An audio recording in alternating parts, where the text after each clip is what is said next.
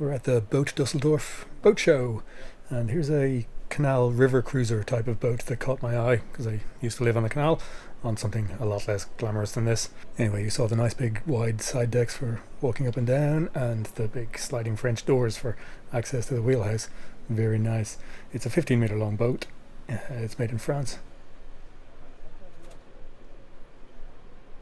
Yep, nice stern thrusters and a propeller and rudder, as is traditional.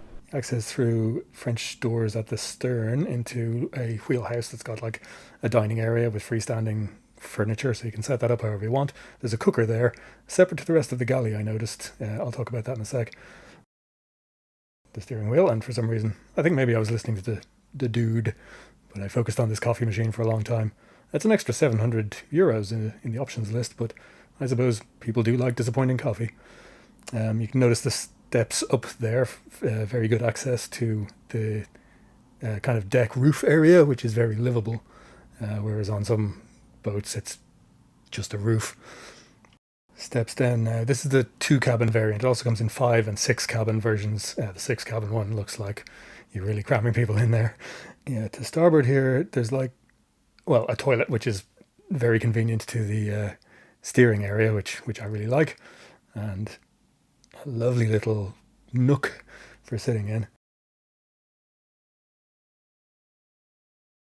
And I'm not sure about what's going on here, like fridge and microwave separate to the cooker, but I suppose the cooker's going to generate a lot of steam, so maybe the idea is to just try and eliminate condensation inside.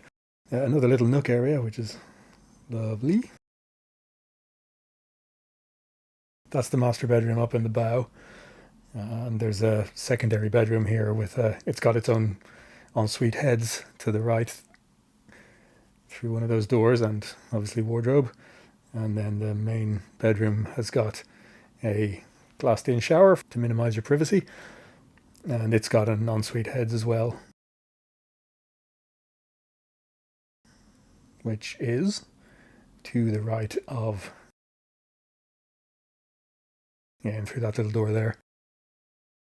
So yeah, this is built in the Loire Valley, and the one we were on is entirely electric. They say that in that area there's lots of charging places. Like, that's the problem if you ever had an electric car. At the time of recording, the infrastructure is a bit of an issue, but in their area there is plenty of options for keeping charged. It's 15 meters long, as I said, and 4.5 meters wide, which I think puts it slightly over the width of like a double width wide beam boat on the UK canals, but it's a nice manageable length. I wonder about this freestanding furniture. It's great to be able to set things up exactly how you want, but I don't know where you would store it when the weather gets bad, and there's always the risk of it blowing off deck. I've lost things that way. In terms of price, they're starting off, including VAT, at €351,000, and then there's a load of options on top of that, and I think you're going to need to throw in an extra 35,000 or so for batteries if you want the electric variant. This is crazy money to somebody like me, but I think that sort of puts it in the normal kind of range for wide beam canal and river boats. It doesn't seem extortionate compared to numbers that I've seen online when shopping, even on the used market. You are into 6 figures for that stuff. It's got quite a snazzy setup here at the piloting station. The roof over this is electrically retractable. There is a command that you can give on that screen panel that will cause it to roll back or deploy with a single touch. I've got a link down in the video description if you'd like more information on this, even just to browse the price list is quite interesting. And they've got a video that they shot, which is, I think, better done, but maybe gives a little bit less of an idea of the exact layout. Thanks, tubes. Bye bye.